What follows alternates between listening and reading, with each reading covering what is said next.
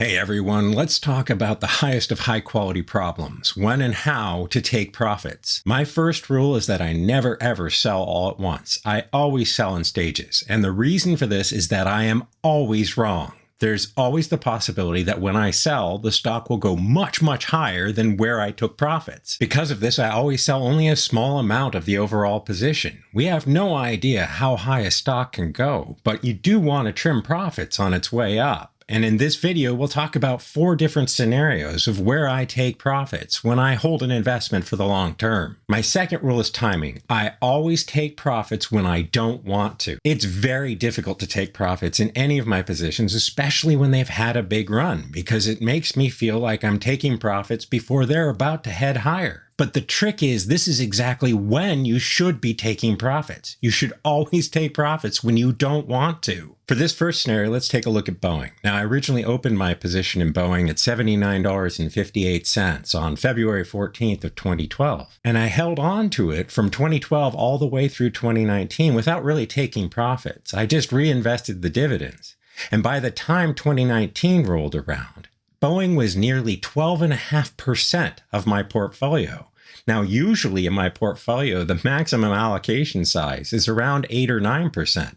So it was time for me to start taking profits, and I needed to take a lot of them. You can see that throughout 2018, I sold at different peaks. That way I could make sure that if Boeing kept running higher, I could take profits at higher highs. But when you see it sell off as much as it did going into 2018 and 2019, I realized that once it started to get up to this point of resistance again, it was time to take even more profits, with a sale at $365 on January 29th of 2019, another sale on February 7th at $403.31, and a sale on February 27th at $429.72, before Boeing hit its all-time high here at $446.01. Now, it's important to remember the entire time I was making these sales, I felt like I was an idiot. I thought in 5 years, surely Boeing would be $800 or $900 a share, and I'd be kicking myself for taking profits. But it couldn't be bigger than the maximum target allocation size for my portfolio, so I had to trim it. Now, you probably know where this is going. In 2018, Boeing had a plane crash, and everybody blamed the pilot. But then in 2019, it had another plane crash. So people started getting nervous about the 737 MAX, and there was a lot of volatility. The stock sold off to down to $300. When the pandemic hit,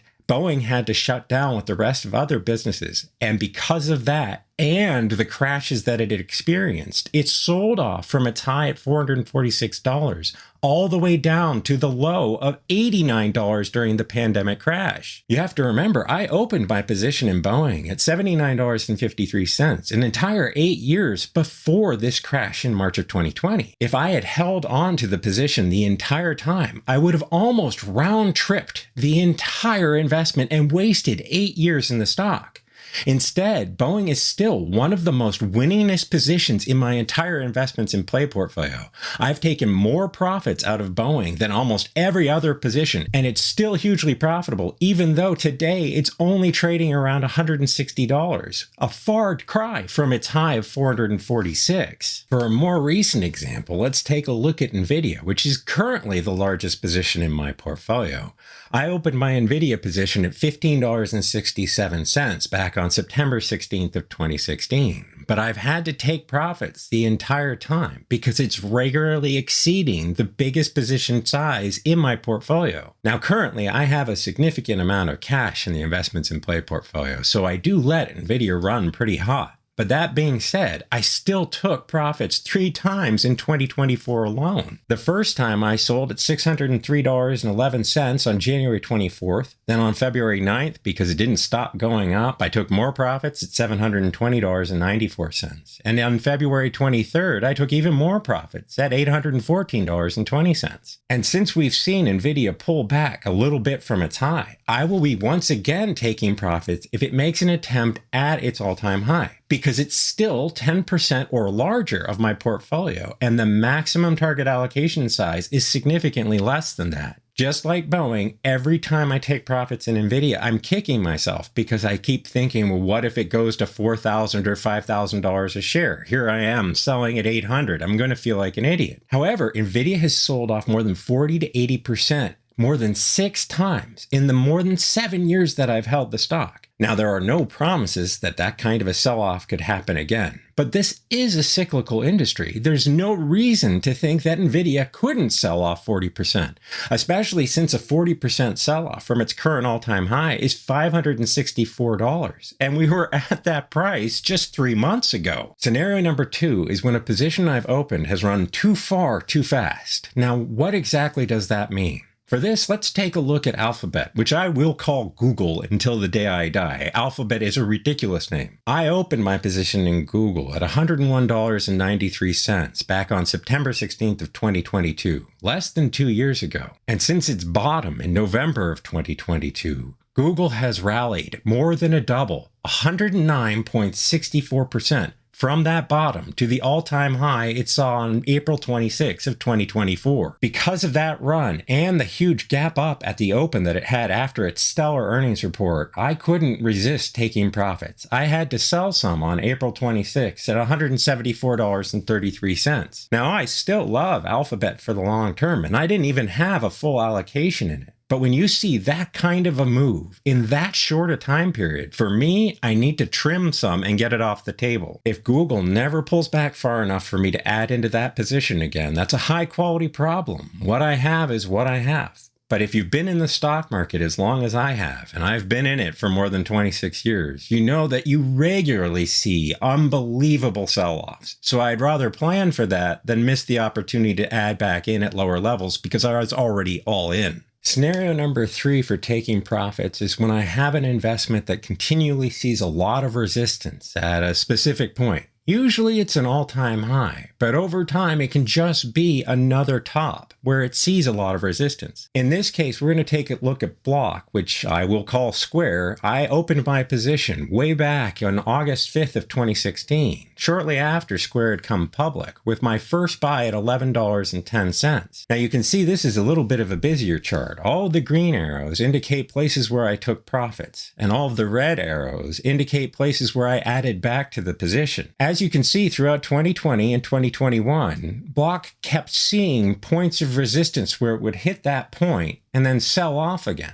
So what I would do is I would sell at that point and then replace the shares that I had sold at a lower point of support. You can see that I started this by taking a sale at $241.69 on December 22nd of 2020, which was its then all-time high. I replaced those shares at $215.92 on January 25th. And then when it rallied, I took more profits at $260 on February 8th, $282 on February 16th, and then replaced those shares. My first buy to replace those shares happened on February 25th at $224.80. And then when Block continued to sell off, I bought more at $217.50 on the 4th, followed by this significant dip a day later on the 5th, where I bought even more shares at $197.83. When Square turned around, I started taking profits again. You can see this point of resistance, this red line. And I made a sale on April 9th at $262.53. Block sold off once more, and I replaced those shares on May 13th at $198.20. Then Block rallied. I took more profits at $261.85 on July 23rd, and then when Block broke through that point of resistance and made a new all-time high, I took even more profits on August 2nd at $280.25. Just like with Boeing and Nvidia before it, I hated taking profits in Block because I thought it could go much higher. However, it didn't go Nvidia's route.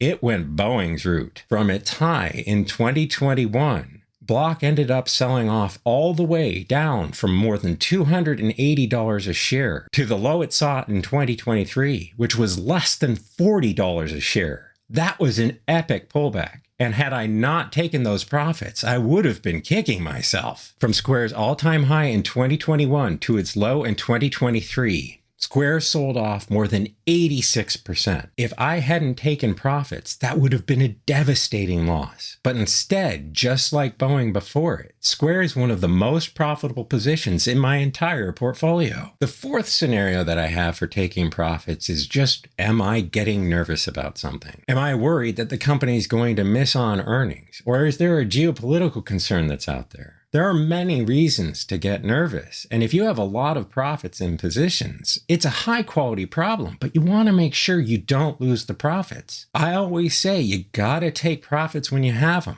or else the market will take them from you. And there are so many times where I've moved into a binary event like earnings or something else that might be coming up, where I didn't take profits and I ended up regretting it afterwards. The next big question is, how much profit do I take? Now, if you're talking about the first scenario, where a position has outgrown the target allocation size of the portfolio, I trim whatever I need to trim to get the position back down to a full allocation size. Depending on how much cash I have, I'll let the position run hot, just like I am with Nvidia right now. It's far in excess of the maximum target allocation size for the investments in play portfolio, but then again, I have more than 45% cash, so I don't need to worry about freeing up any of that allocation. For the other circumstances, I just sell what I feel like I need to. But remembering I never sell the majority of the position and certainly never close a position entirely. In Google's case, when it hit all new all-time highs last week, I sold enough to get my original investment capital out and some profits. But I still kept the majority of the position running because we have no way of knowing if Alphabet will ever pull back from its new all-time high. In Block's case, where I noticed that it was trading in a certain range, I would always sell a certain number of shares whenever I sold at the resistance points, and then I would replace just those shares when it hit that support point. I was never really increasing the position size in terms of number of shares, but I was taking more profits out and then buying those shares at discounts. Had I been buying more at those support levels, you could see what a problem it was when it sold off more than 86%. Finally, when I'm taking profits because I'm nervous about something, I'll take a very small amount.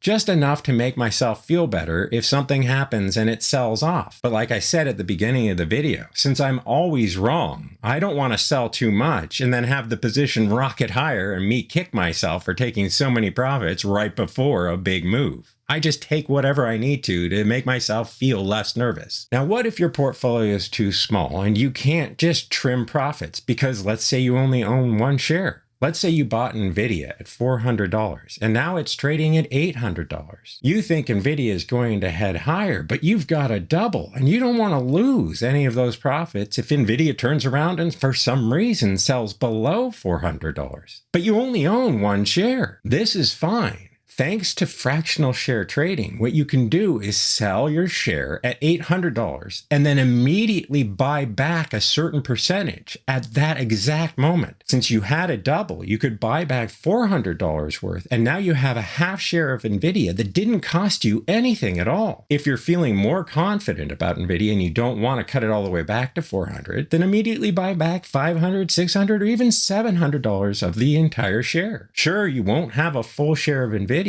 but at least this way you will have trimmed some of the profits out and you can let the rest ride, adding to it if it sells off or taking more profits if it gets higher and higher. Make sure before you do that technique that you check with your broker to ensure that your stock is eligible for fractional share trading. There are some stocks like Coinbase, which has been around since 2021, that still isn't eligible for fractional share trading on Schwab. I don't know why that is, but it's important that you check that before you try that technique because you might not be able to buy back a fractional share. For more investing techniques as well as analysis on individual positions and Bitcoin, check out some of my other videos here.